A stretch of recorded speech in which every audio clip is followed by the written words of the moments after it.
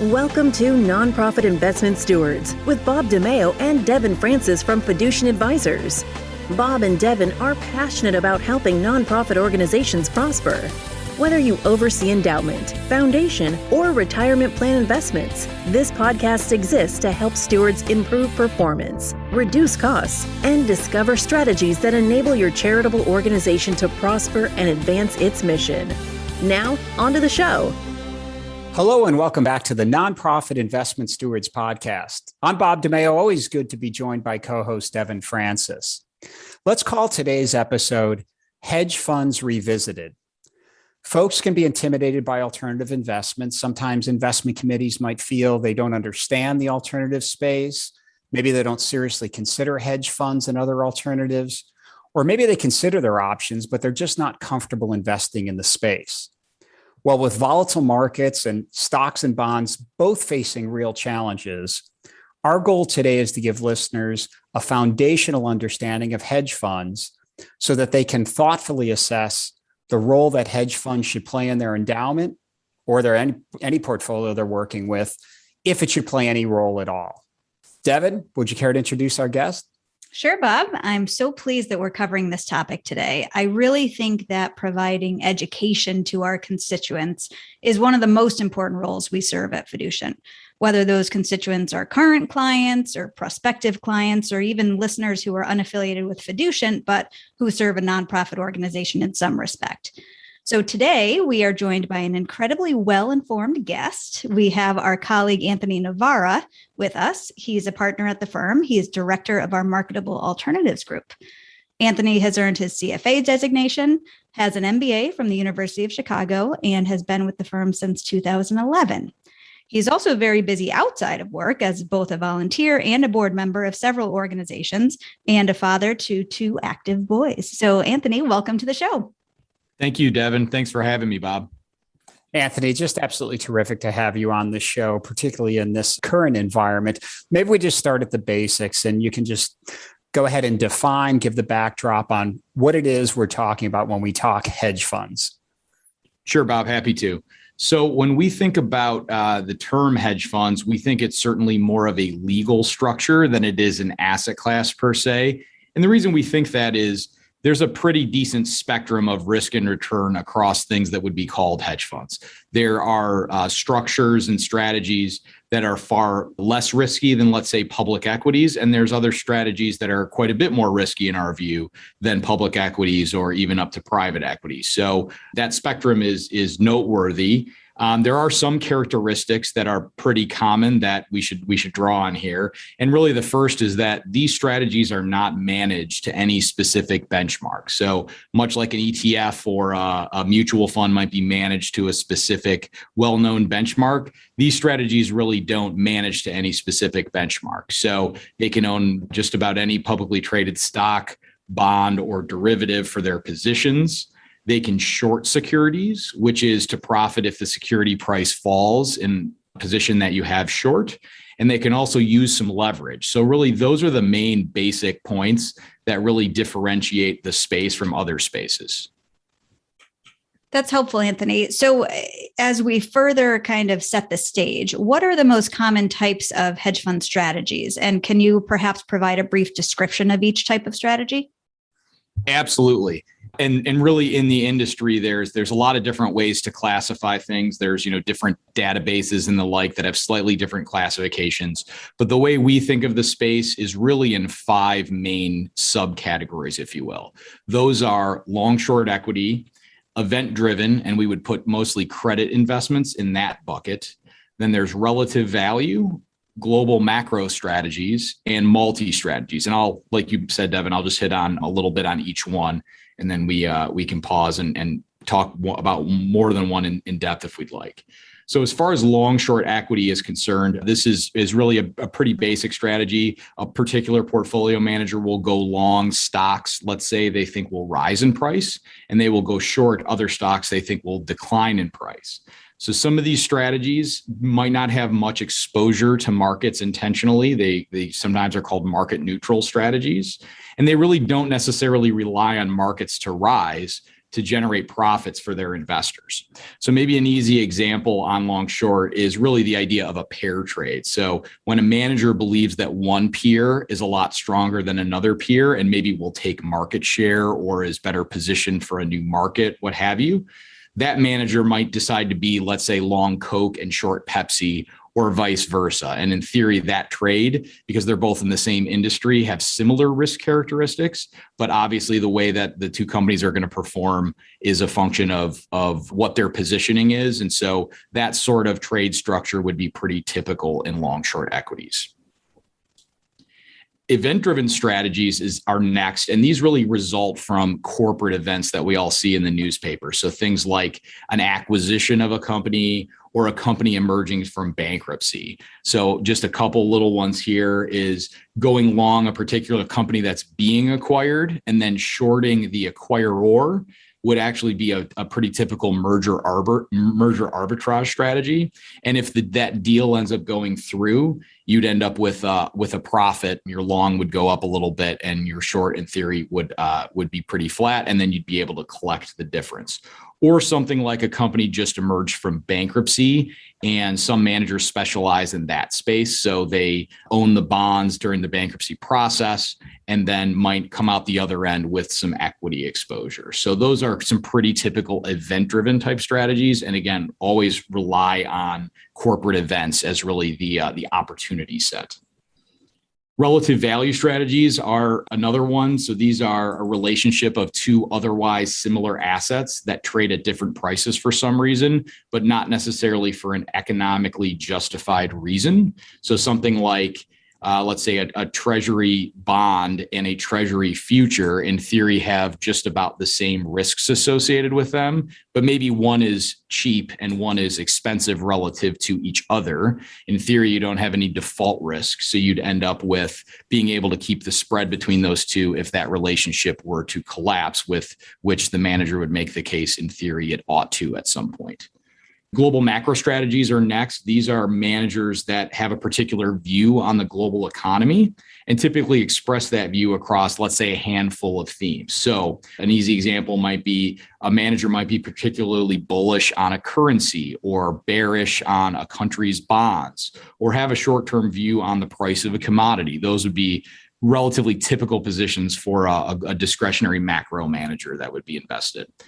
And lastly, multi-strategies are the easy one, which is they can own several different types of strategies that we've just talked about. So they can easily allocate capital where they think it's the most opportunistic on behalf of their investors. They don't have to invest in all the spaces that they are exposed to. And in theory, it would be beneficial in combining many return streams that are not correlated with one another. That means they just don't move in the same direction typically. And if that's done correctly, that can actually reduce the risk of the overall strategy. So that's the handful, the sub-strategies that the way we define them, Devon.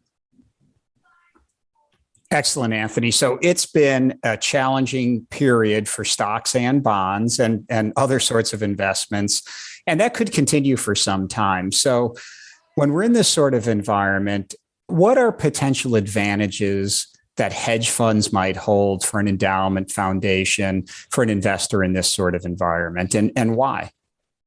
Sure, Bob. So what would be typical is to say that more volatile environments would benefit managers that are trading more opportunistically and have a wider opportunity set and more levers to create excess return or alpha, or really just performance that isn't explained by market factors in general. And so when we think about these particular strategies, they aren't necessarily taking on a lot of market exposure. So when markets go down in value, they won't necessarily go down in value as much, or in some cases will actually go up a little bit in value. So there can be quite a bit of correlation benefit to other traditional asset classes like stocks and bonds or real estate, let's say. So the volatility can certainly help if traded correctly.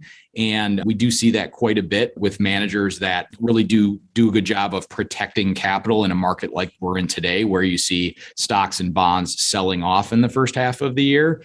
Protection of capital is really important, but also offering a different allocation than what you'd otherwise see in the market as well. So not always, and it really depends on how you do it, but we would make the case that the volatility certainly benefits those that typically trade more and can trade more things that aren't beholden to a specific benchmark. So, Anthony, often you hear about fund of funds. So can you describe the lay of the land? What is a fund of funds? Perhaps what type of investor might it be best suited for? And what are some of the benefits and drawbacks of a fund of fund structure as compared to a direct investment in a hedge fund? Sure, Devin. So a fund of funds, in our view, is used as a single allocation for a client to gain access to a subset of hedge fund strategies that the fund of funds manager has selected. And they'd typically be able to do that at a lower minimum than would be required to start a direct hedge fund program. So easy math here would be if a $100 million endowment had a 10% allocation to hedge funds, that would be $10 million. That would really be just about the starting point of considering a direct hedge fund program. Anything below that would be better served utilizing a really good fund of funds instead. So the positives of a fund of funds is that administration is relatively simple for a client. You only have one single subscription rather than maybe 8, 9, or 10 subscriptions, and the client can gain access to a diversified portfolio with that one subscription. Fund of fund managers that can show they've had better results for clients are an attractive add to a broader portfolio in our view. But the drawback is the client certainly has to pay a fee to the fund of funds manager, in addition to the fees paid to the underlying managers that are in that portfolio. So we want to be mindful of costs for our clients and certainly pay attention to it. But we do work with quite a few fund of funds managers that have generated really good value for our clients and more than justify that second layer of fees, which is the most notable drawback. That's super helpful, Anthony. And as we're talking about size and where does fund to fund make sense and where does direct investing in hedge funds make sense, these are general guidelines and sort of industry standards and such. And of course, we know that each investor has unique circumstances. So listeners shouldn't consider this a specific recommendation. Yep. Thanks for throwing that in there, Bob. So as we continue along this path of providing the listeners with education, there are a lot of terms within the marketable alternative space that folks may be unfamiliar with. So things that spring to mind are carry, gates, lockups, high water marks, those sorts of terms. Can you maybe describe or explain some of the most commonly used terms that people may be unfamiliar with? Sure, Devin. So let's start with carry. So carry, or sometimes called incentive fee, are really the same thing, and perhaps best described in a hypothetical example. So 20% carry means that a manager is entitled to 20% of the gain of the portfolio in any particular, let's say, calendar year. So assuming there is a gain, if the gain were 10%, then 2% of that would go to the manager and 8% of that would be split up. The remaining 80% would be split up amongst the external investors that are in that strategies. So carry and incentive fee are the same thing. And that really, when you think about why it's called that, you can make the case that if the manager is incentivized to produce positive returns for themselves, then by definition, that obviously aligns them with investors. We would mostly agree with that assessment, but there always is nuance to incentives that we spend a lot of time on and understanding. But in general, that's carry, and it's sometimes referred to as incentive fee as well. How about gates, lockups, high water marks? Sure. So high watermark means that a portfolio has achieved its highest value.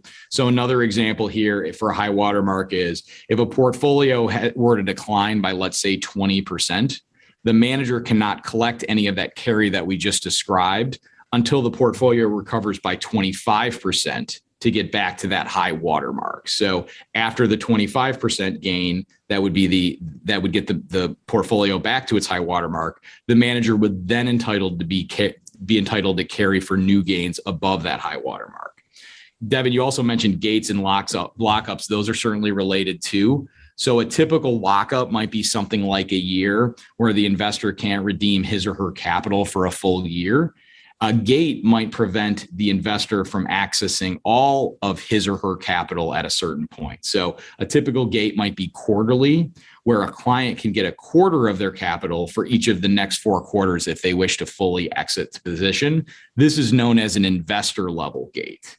And then the term gate was certainly popular during the global financial crisis, when some hedge funds couldn't pay all the redemptions they received, and in some cases had illiquid holdings they couldn't sell to fund those redemptions. So today, some funds have what's called fund level gates to combat this, where they can decline redemptions if, let's say, more than 10% of the fund is redeemed by all of the investors in it together in any one quarter. So, Anthony, if we're in an environment going forward where it's going to be tougher for endowments, foundations to sort of hit their target return, just lower overall return expectations potentially, folks need to consider sort of everything available to them to achieve their goals so they can advance their mission and such, right? So if that's the mindset, I think a stumbling block sometimes when it comes to hedge funds is something you touched on briefly, and that's fees. And, sometimes even half jokingly, you hear it's not fund of funds, it's fees on fees. And so perhaps you can talk a little bit about fees, the fee structure, and really how investors might think about navigating that. Sure, happy to, Bob. So a typical hedge fund, certainly fees have come down in terms of what a hedge fund charges these days. And it's certainly notable that the hedge fund charges more than, let's say, a strategy that might be in small cap growth or in bonds or otherwise. And the way the fees work is you used to hear of the 2 and 20 moniker, which is a 2% annualized management fee plus the 20% carry that we've already talked about. And really that 2% is now down to, let's say, about 1.5%. So you've seen fees come down a little bit. Carry really hasn't budged that much. If you look at a lot of different data sources, carry might be, in some cases 17.5% instead of 20. Every once in a while, you'll see a 15%, but it's certainly higher than just about any other strategy. So when we think about the analysis associated with what these managers are generating, it's not necessarily, it is what they're generating, but it's also what our clients get to keep. So we measure everything net of all fees, and then we can easily compare one fund of funds manager or strategy to another. And so when we think about what the client is gaining, we certainly do believe that in many cases, if you're hiring a good fund of funds with a very good underlying portfolio and a stable team associated with that strategy, it can certainly be a beneficial allocation to a portfolio, especially in an environment when you've seen, like this year, where you've seen equities and fixed income sell off at the same time. We've certainly seen many managers in the fund of funds space protect capital and be down less than that, or in some cases be actually positive for the year. So, Anthony, I feel like there's a perception in the marketplace, and I don't think I'm alone in sensing this, that hedge funds are much riskier than other areas of the market. Can you address that concept? Yes, I'd love to, Devon. So this is something we talk quite a bit about, and really back to that spectrum, right? So if we think of what the perception is, this is just one person's opinion, but my perception of that spectrum is from low risk to high risk. It goes bonds, real assets, equities, hedge funds, and then finally private equity, from lowest risk and lowest return to highest risk and highest return. So the way we think about it is we think that spectrum ought to go bonds, then hedge funds, then real assets, public equities, and finally private equity, again, from that spectrum of low return and low risk to high return and high risk.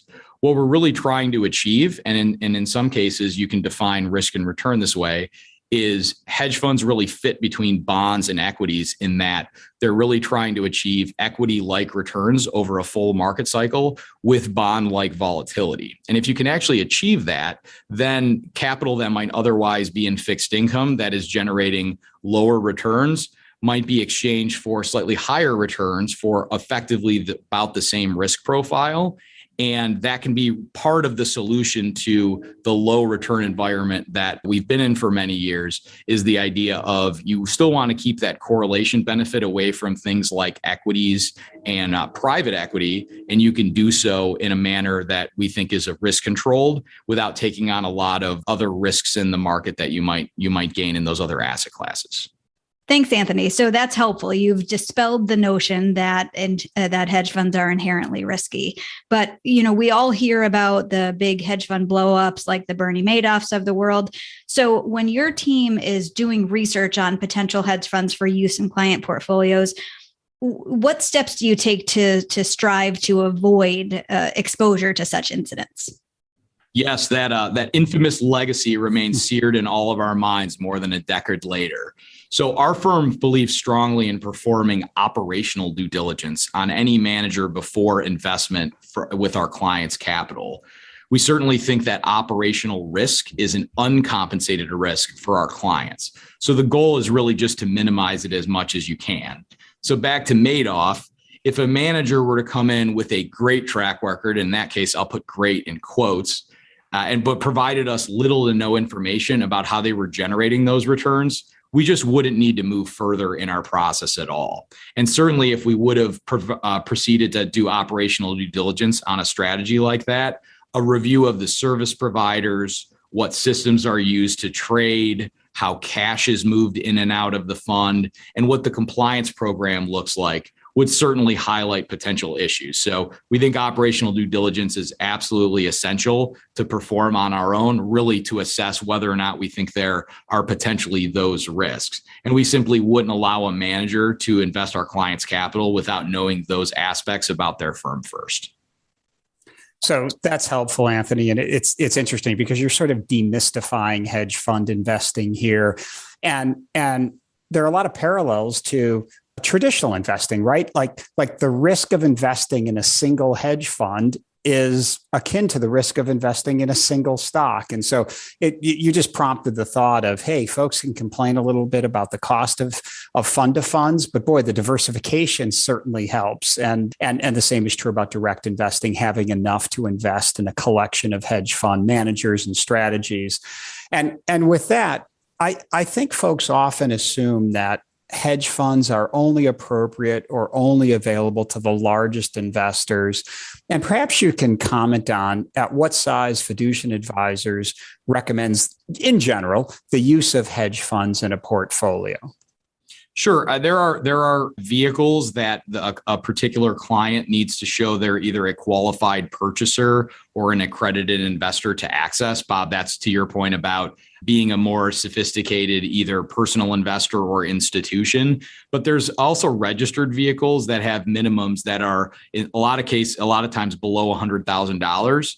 And so really we think if the goal were to either own more stocks and more bonds or own an allocation such as this for an allocation that isn't dramatically large relative to some of the sums that we see talked about now in the endowment landscape and with family offices and others, it's really not overly challenging in terms of finding vehicles that really can benefit those clients at the smaller end of that allocation size.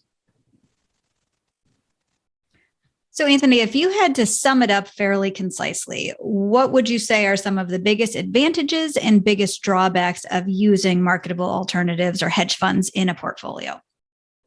Sure. Let me start with the pros and then we'll get to the cons second. So adding an asset with a higher return per unit of risk can certainly improve the results of the entire portfolio.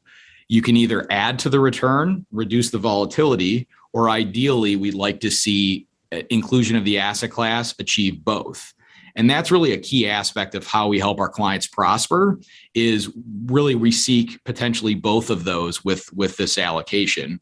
A mindful hedge fund allocation can certainly protect capital during periods of market stress, like we've seen this year, while also generating those long-term equity-like returns over a full cycle with bond-like volatility. And bonds aren't an overly volatile space. So really, we think that if you pick your spots correctly, you can really end up with a lot of client benefit to show, especially in a volatile market like we've seen.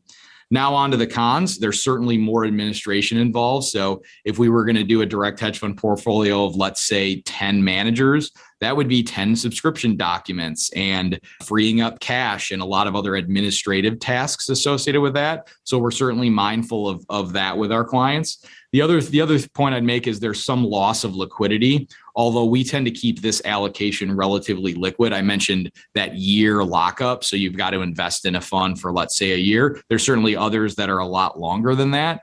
But you do lose some daily liquidity by investing in the space, because you can only get redemptions out of the space, let's say 2 or 4 times a year, and you have to be invested for a year in many cases. So that loss of liquidity is something we think a lot about, but we intentionally keep the portfolio relatively liquid compared to, lockups of, let's say, 2 or 3 years, or in some cases 5 years are in the industry these days. So that's noteworthy. And the last drawback is some of these strategies can be fairly complex. So there's certainly a risk of investing in something that is harder to communicate with our clients. We're certainly mindful of that. We have a lot of different tools that we think can dispel the notion and really measure things effectively for us to really hit the high points in many cases. But there is complexity in the space, and I certainly do think that is a con, all else equal. That's great. So, Anthony, you've listened to the podcast before. You know, we never let our guests get away without answering a personal question, just kind of a bonus round.